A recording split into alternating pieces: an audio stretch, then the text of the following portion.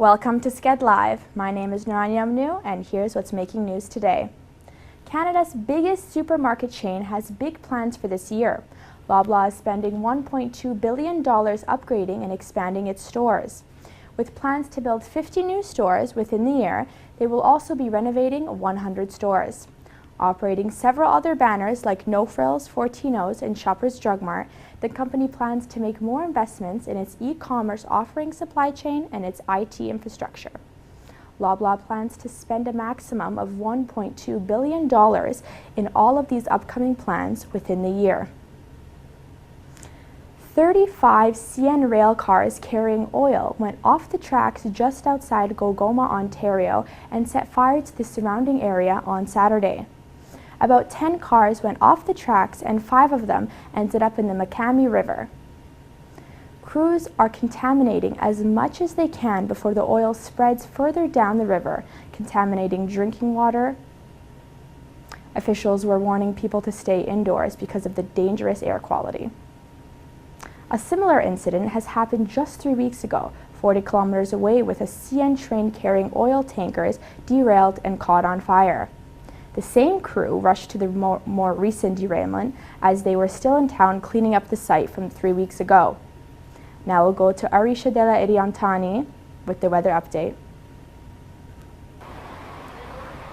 I'm outside Humber Lakeshore campus today. It is currently 0 degrees Celsius and it's going to be sunny today. Let's talk to Humber student about the weather today. The way I feel about the weather today, it's kind of warm, but not too warm. When you stay outside for longer than 5 minutes, you're cold again. But if you know you're going indoors, it's good. I feel like the weather's getting much warmer, and I'm excited that winter might finally be over, but I'm still cold.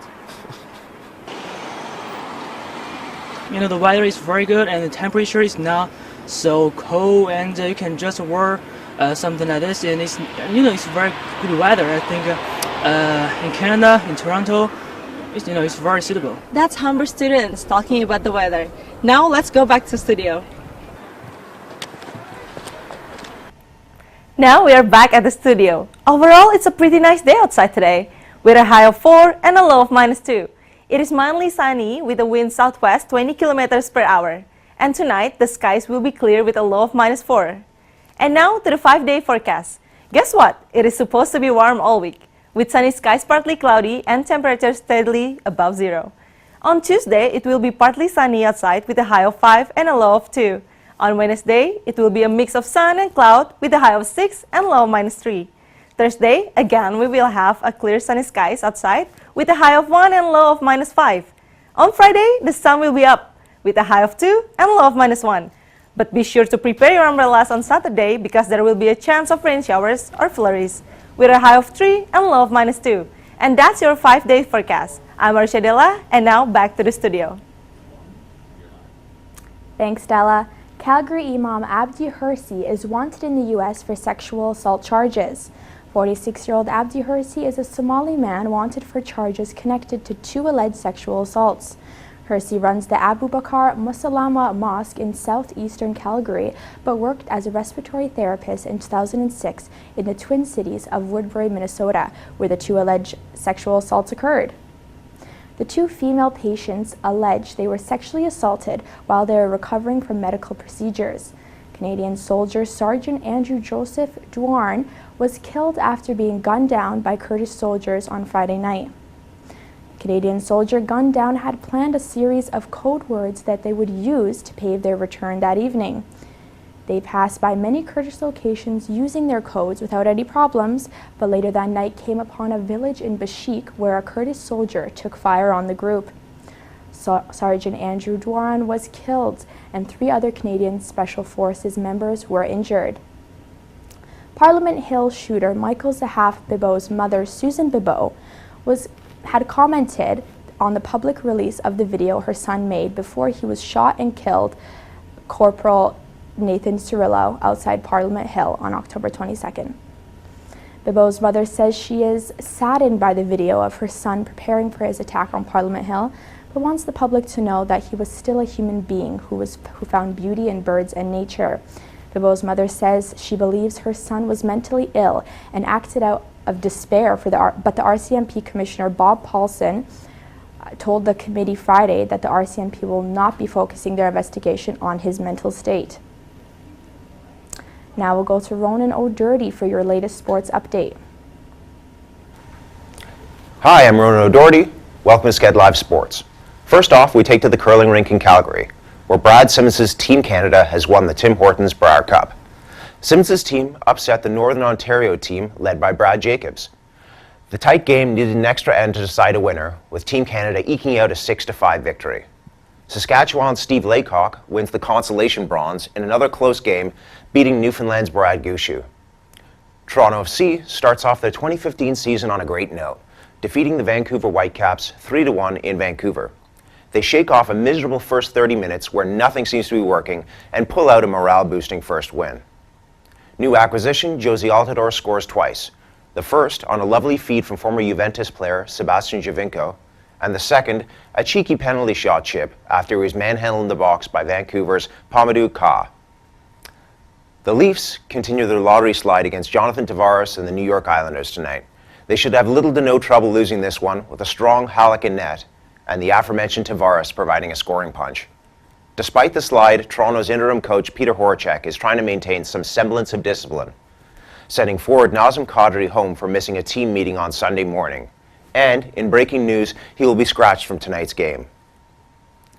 The Raps run into the seemingly unstoppable Russell Westbrook and the Oklahoma City Thunder. Westbrook is making an excellent case for a league MVP this season, and this game is no exception. He has a triple-double, finishing with 30 points, 17 assists, and 11 rebounds. DeRozan leads Raptors scorers with 24 points. Toronto hopes to regroup against the Spurs tomorrow night. Moving down to Florida, the Jays lose a pitching duel to the Pittsburgh Pirates. The final score for this one is 1-0. A bright spot for the Jays is Aaron Sanchez, throwing 3 scoreless innings to start off the game. Bautista is also back after missing the previous 2 games with hamstring tightness. Also in baseball, the Atlanta Braves make history as 9 pitchers combined for a 10-inning no-hitter against the Houston Astros. To make the game even more rare, they somehow managed not to get to win. It's preseason, and ties are a possibility, so the game ends in a scoreless draw. In international sports, the Cricket World Cup is taking place in Adelaide at the moment. England, a nation with a rich cricket history, is eliminated today by Bangladesh. They lose by 15 runs. Bangladesh, ecstatic to be in the knockout phase for the first time in team history, will go on to face an unbeaten New Zealand team on Friday. And that's your sports for today. I'm Ronan O'Doherty. Back to you, Niran. Thanks, Ronan. Police and security officials in France say 4 people are in custody over connections to the attack in Paris in January. One of the men detained has ties to Emedi Koulibaly, who was shot policewoman and killed 4 hostages at the grocery store in Paris that followed the attack of the Charlie Hebdo newspaper before he was killed by security forces. One of the detainees' girlfriend, who is a policewoman, is also in custody. 15 countries will join tomorrow at the United Nations headquarters to launch an exhibition of portraits of the detainees who have died in Syria. At the UN Security Council blocked from taking strong action on Syria, the US and other nations are launching and attending the exhibition to shame its government. The images portray portraits of those who went through torture and starvation, and its goal is to call for an end to the crisis that's been going on for 5 years. Niger and Chad have joined in Niger's battle against Boko Haram. 200 military vehicles have been seen crossing the border into Nigeria. They will join the offensive against Boko Haram fighters in the northeastern part of the country. 2 men are charged with the assassination of Boris Nemtsov, who was gunned down as he walked across a bridge near Kremlin in Russia on February 27th. 5 men appeared in the Moscow court, but 2 were charged in the connection with the shooting. The other 3 will remain in jail until the filing of the charges is done, which could take 10 days. Now we'll go to Rochelle Semplonius for your entertainment update. Hello, here's your entertainment news for the day. Things are getting pumped up in Hamilton for Juno Fest this weekend. Events celebrating Canada's Music Awards start on Thursday with the 4-time Juno Award-winning band, the Sheepdogs. On Sunday, the Songwriters Circle will share stories and songs on stage. Juno Award tickets are on sale now. Jacob Hogard will host the awards on March 15th. Speaking of awards, Jay Leno will give the Genesis Prize Award to Oscar winner Michael Douglas.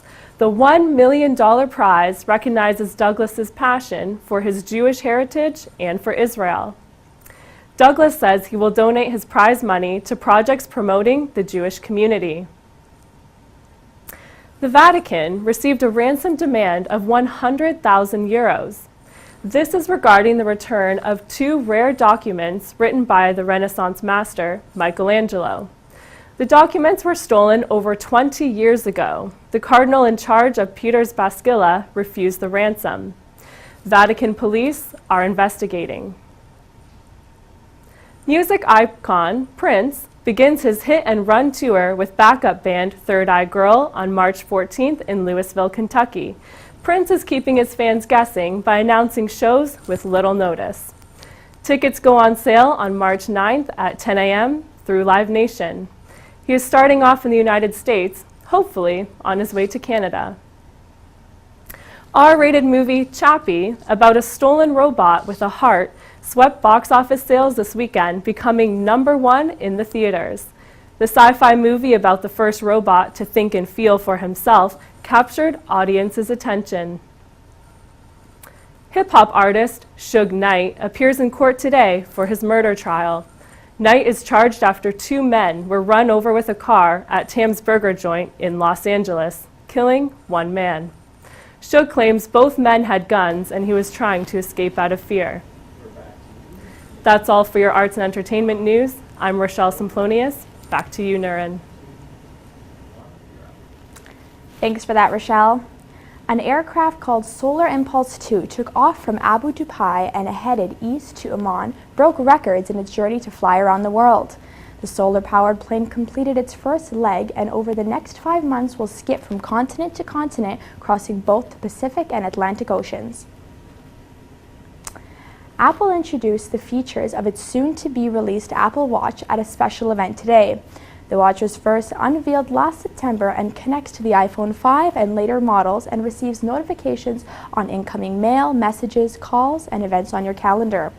The watch also includes Siri, heart rate sensor, and fitness tracking apps. Visit skedline.com for more on these stories. I'm Nuran Yemnu. Until next time.